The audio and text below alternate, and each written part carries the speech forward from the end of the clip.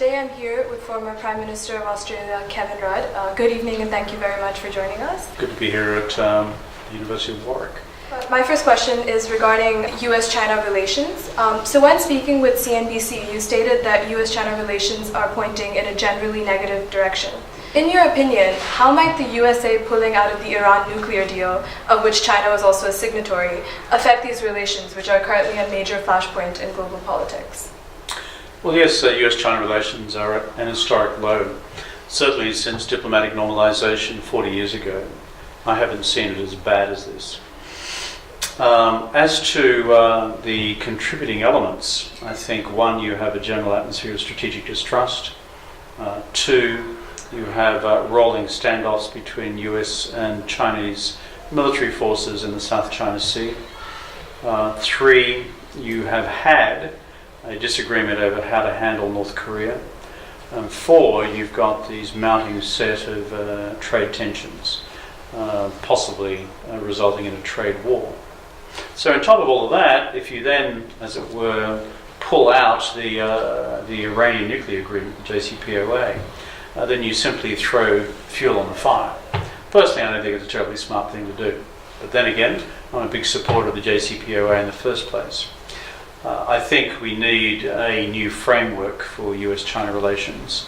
What we see at present is a relationship beginning to career out of control. And with regards to the Iran nuclear deal, how do you think this will affect the talks between US and North Korea regarding denuclearization?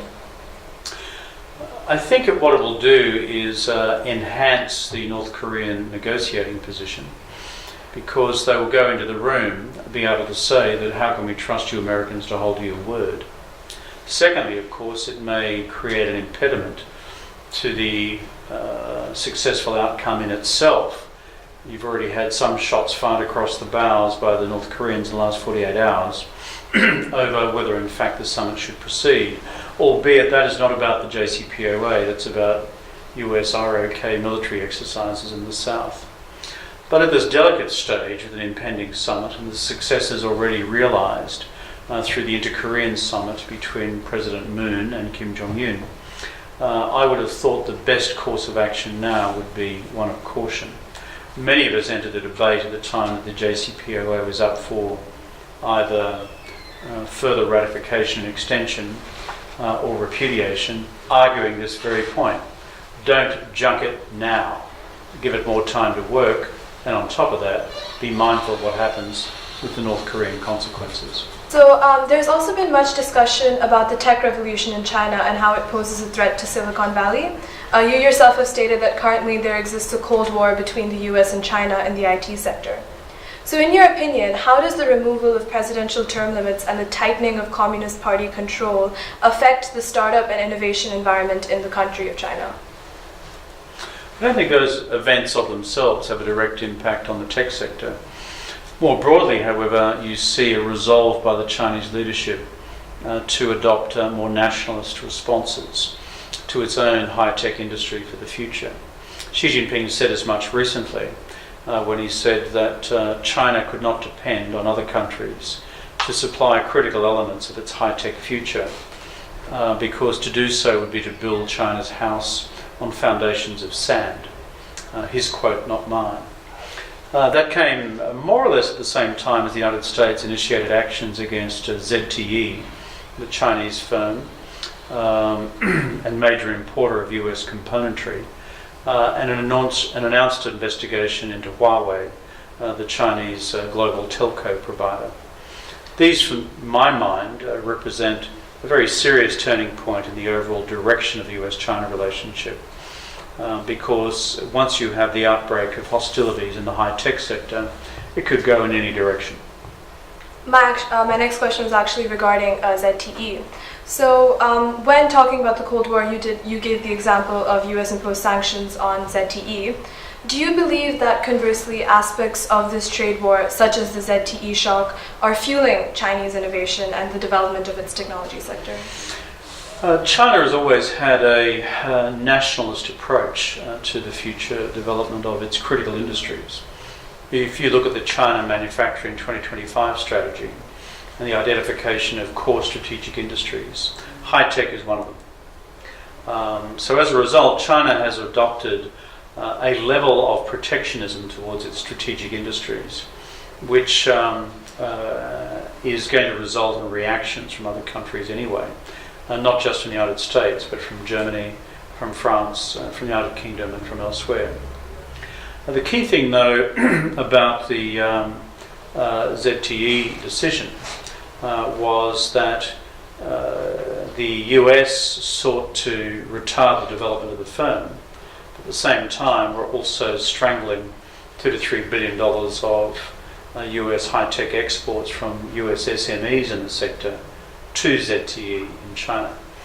So this was a classic, if you like, case study that when you take a national action in trade and investment policy, invariably it blows up in the other person's face and it blows up in your face as well. And when we have such an interconnected global economy these days, you're never going to be quite sure how big the explosion will be where. Do you think that President Trump's recent decision, where he threw a curveball and tweeted that he's working to get ZTE back into business, do you think that this is an unprecedented move in terms of him using his political agenda to enter his trade enforcement decisions? That assumes President Trump can remember what he said 24 hours before, or 48 hours before. These things are open to some challenge. I think the problem when we look at US commercial strategy, US foreign policy, US strategic policy, one of the characteristics of this administration has been the President's unpredictability. We see that again at work here. As to where his most recent tweeted message on ZTE lands, I'm not altogether sure. The bottom line is there seems to be a high degree of disagreement within the administration on what to do about China commercially in general, secondly on ZTE in particular, and specifically on the resolution of the trade dispute, given that Vice Premier Liu He arrived in Washington 2 days ago. So this is just in general about, because you've been a long-time advocate of climate change, mitigating against climate change. So the most recent conference of the parties, COP23, occurred in Germany in November of last year. And one of the most divisive debates was over the issue of loss and damages, or that poorer countries should be paid compensation for the costs incurred by climate change. So what role do you think developed countries such as Australia and the UK play in terms of compensation? Well, this debate in some respects goes back to the one we initiated in Copenhagen in 2009, which was over the initial establishment of a green fund, which was supposed to grow from 30 billion in initial startup finance to some hundreds of billions over time. Regrettably, the countries which have been party to the post-Copenhagen agreements have not given effect to those undertakings. So as a result, small island and developing states in particular have been the major recipients of damages through a lack of an ability to mitigate against those damages. So climate change adjustment funds, I think, have a real place, and certainly they had a real place back in 2009. In terms of what the developed countries should do around the world, I have a very simple approach to these things, which is all participating states should, on a pro rata basis, contribute to an adequate global fund. So if you represent, as we do in Australia, 1.8% of global emissions, that's what percentage of this fund you should be contributing. I think one piece of logic follows from the other. Thank you very much for your time. Good to be with you.